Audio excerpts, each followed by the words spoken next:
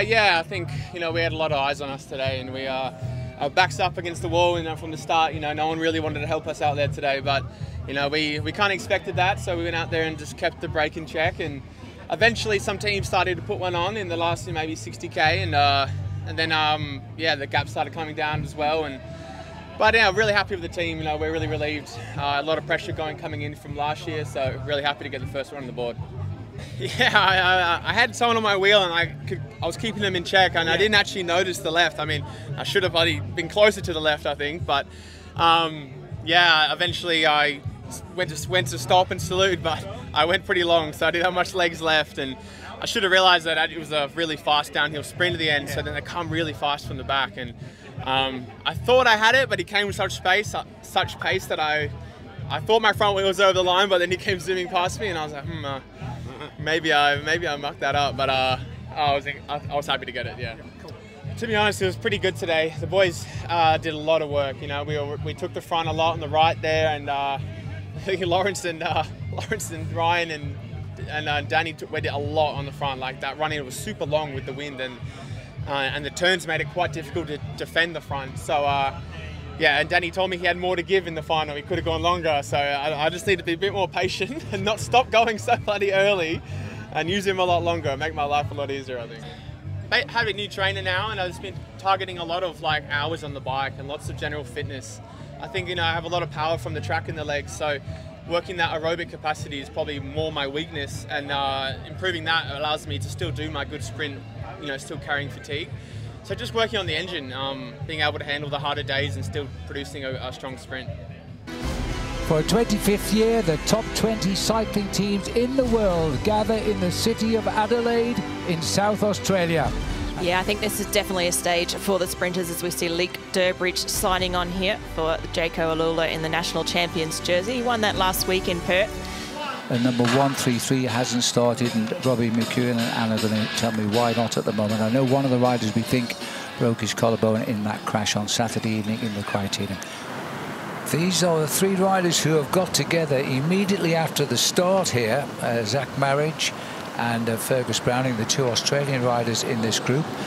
But the first time checks come through, and it's already up to over 1.5 minutes. Here's the FX King of the Mountain. There's the line, uncontested. Wow. A little bit surprised, but I think that was the conversation they had on the climb. They told the Frenchman to behave himself, and he has. He's gone over in third place. Yep. As we start the sprint here, and this is the Frenchman deciding show. He's a pretty good sprinter, as he's trying to get the few seconds time bonus and getting his revenge a little bit, I think, there on the fact that he didn't challenge in the King of the Mountains. So Tranchant, good result for him, and 3 seconds time bonus plus maximum points in the Zip Track sprint in Williamstown.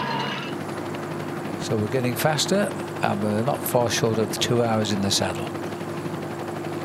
And they've been in the lead from the first 500 metres of the day. 4 minutes 1. So still continuing to reverse. There's the top of the climb. And that's what we expected, over the top. Browning taking it. And at the moment, it's opening up. And this is at the back of the peloton, thanks to our drone cam. And how impressive with the technology changes that we can basically fly right above the peloton, get a real sense of it. The gap is now down to 3:14. We know the peloton is starting to reel them back. They're going to have to just continue working together, working to keep this breakaway alive as long as possible.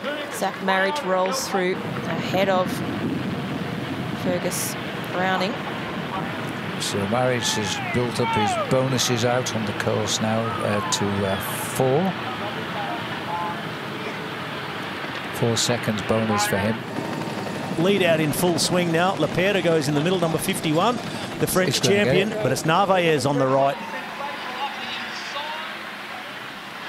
Jonathan Narvaez showing his cards, number 34. Yeah, that is interesting for the Ecuadorian rider there. Takes the 3rd place, and he gets what could be a valuable sprint bonus. 2nd overall in this race last year, 29 kilometres distant. And And then there's got to be a rapid reaction from this field. It is still a gap, and it's still over a minute. It's still going to be a chase off this hill down towards Gumeracha for the last time. No surprise on the rider taking the prize. Browning has won the third of 3 climbs today.